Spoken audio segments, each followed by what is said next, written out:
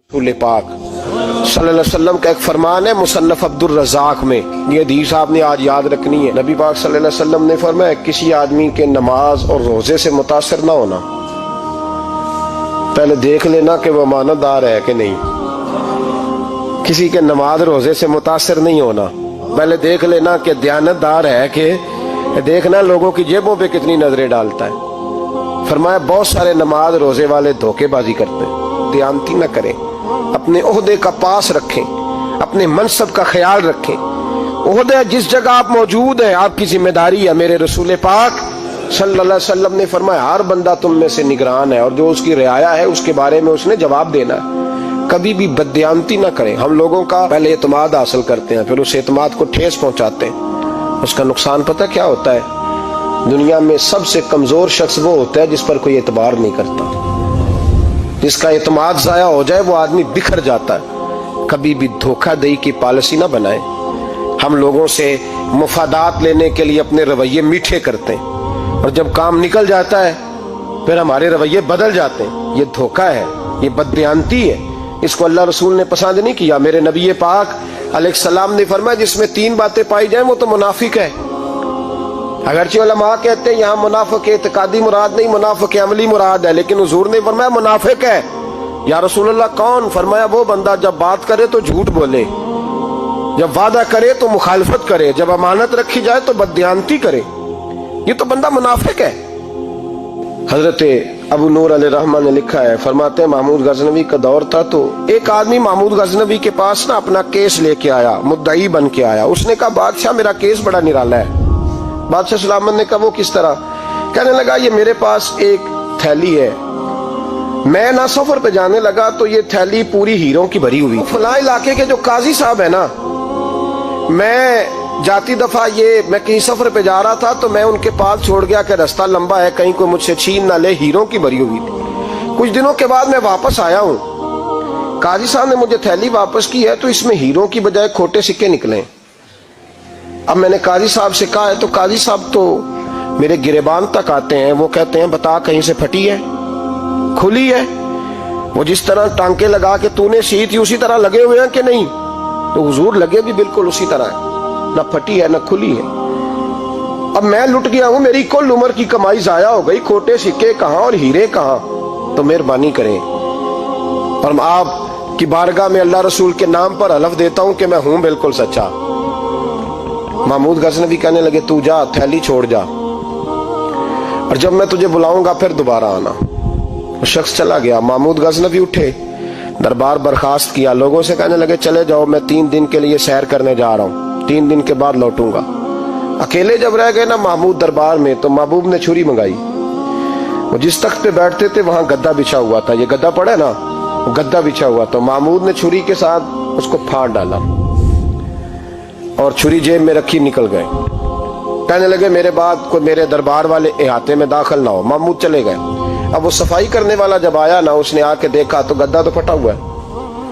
उसने शोर डाल दिया, पहरेदार भी आ गए, फलां साहब भी आ गए, फलां साहब। उसने कहा वो खुदा के बंदो उसका गद्दा फट गया है, वो तो मार डालेगा। उसने कहा था सिवाय सफाई और निगरानी वाले के दूसरा आए कोई ना, और यहाँ आया भी कोई नहीं।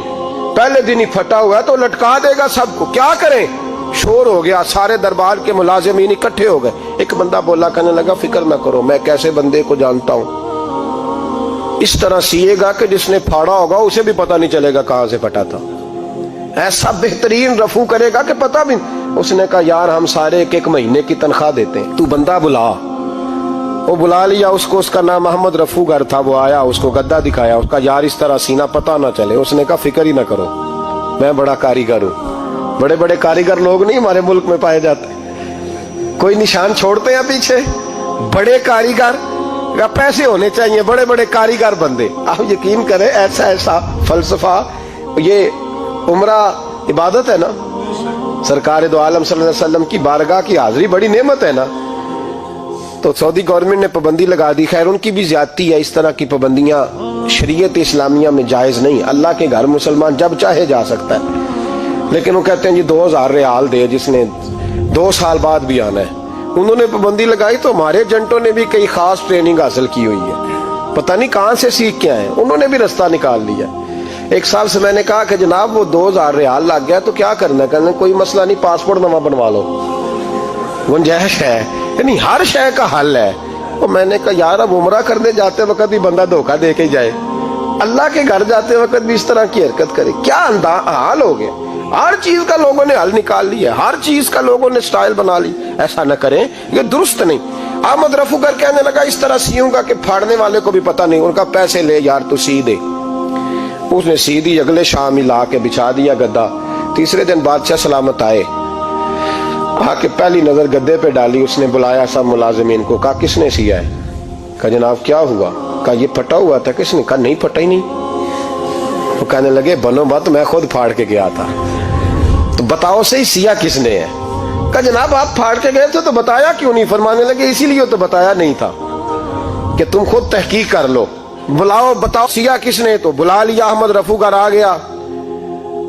उसको जब बुला के सामने बादशाह खड़ा किया, कहा भाई तूने सिया है? कहने लगा हुजूर आपके सारे मुलाजम इकट्ठे होके आए थे, मेरी गलती कोई नहीं। कहा नहीं यार तू बड़ा कारीगर है, मैंने अपने हाथ से फाड़ा था पर मुझे भी नहीं पता चल रहा कहां से फटा था।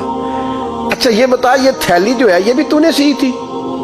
उसने कहा जी आपके खादम का ही कारनामा है, वो फलाने इलाके के काजी साहब आए थे, इसमें से हीरे निकाल के तो खोटे सिक्के भरे थे, तो मुझे भी थोड़ा सा हिस्सा मिला था।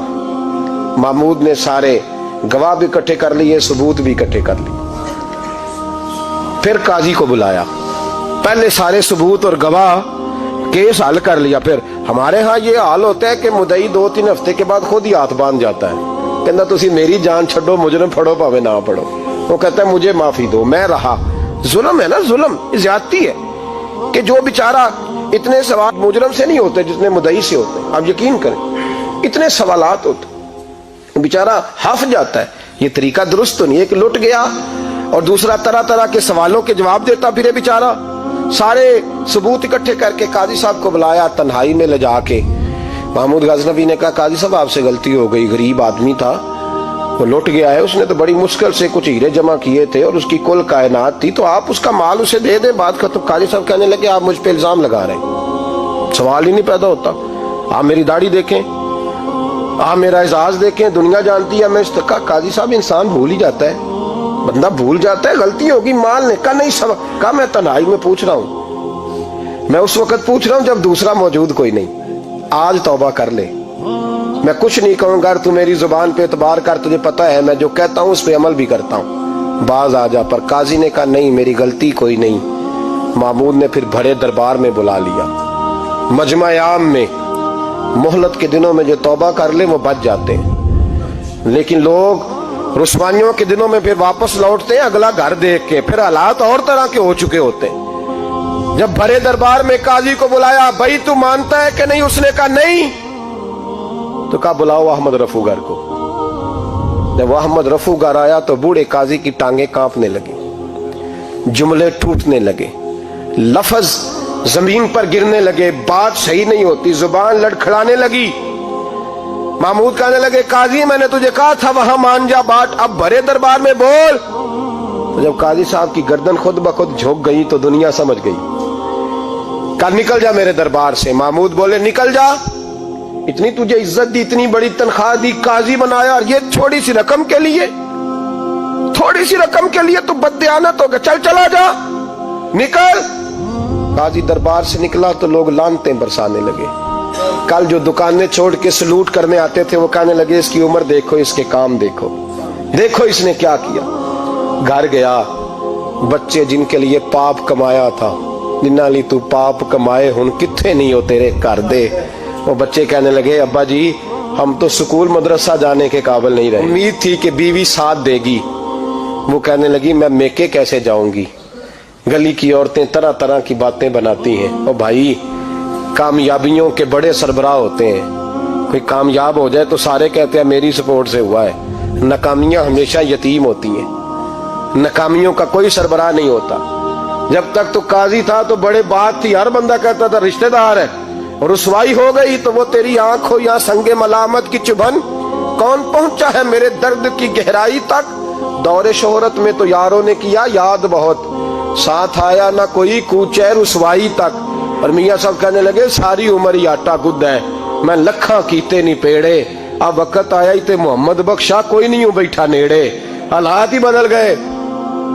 काजी खामोशी से अंदर चला गया, अपनी रुसवाई समेट के बिस्तर पे लेटा। न रोटी की भूख लगी, न पानी की प्यास लगी, न नींद आई, सारी रात तड़पता रहा। सवेरे घर वालों ने दरवाजा खोला तो रूह परवास कर गई थी, दुनिया छोड़ गया। हजरत अबू नूर अलैहि रहमा बोले, फरमाने लगे, याद रखो कभी बददियानती न करना, कभी। ये तो महमूद गजनवी की अदालत थी, कयामत में रब करीम की अदालत लगेगी। और फरमाया वहां तो गवाही देने वाला अहमद रफू गर था, कयामत में तो तुम्हारे अपने हाथ पैर गवाहियां देंगे, हमारा अपना वजूद गवाही देगा। और फरमाया यहां तो लानते दुनियादार बरसाते थे, वहां फरिश्ते होंगे। और काजी को तो मौत आ गई थी, कयामत में तो दोबारा मौत भी कोई नहीं आएगी, वहां तो रहना है और सहना है। बददियानती मुआशरे में, इतनी बददियानती हर जगह। उस मुआशरे का भी कुछ बनेगा जहां दवाई भी खालस ना मिले, जहां दवाई में भी बददियानती हो। लोग अपने बच्चे को ऑक्सफोर्ड यूनिवर्सिटी में पढ़ाने के लिए गरीबों के बच्चों के रगों में जो दवाई उतारे वो भी 2 नंबर। इतना बड़ा भी कोई बददियानत मुआशरा होता है कि लोग यहां तक धंधा करें, यहां तक कि लोगों की जिंदगियों से खेल जाएं और हमें एहसास तक ना हो कि कोई मर जाएगा, कोई डूब जाएगा, क्या बनेगा। और जिसने वो रजिस्टर की दवाई की, उसने 2-4 लाख रुपया लिया और उसने ये नहीं सोचा कितने इंसान मेरी वजह से मरेंगे। कत्ल सिर्फ ये तो नहीं होता गोली मार के मार देना, लोगों की जिंदगियों से लोग खेल जाते हैं, लोग तबाही कर जाते हैं, लेकिन बददियानती से बाज नहीं आते। मेरे रसूल पाक अलैहिस्सलाम के गुलामों, नबी पाक सल्लल्लाहु अलैहि वसल्लम ने जरा सी बददियानती, और सहाबा का ये मिजाज था, इतनी सी भी कभी उनसे गलती होती तो तड़प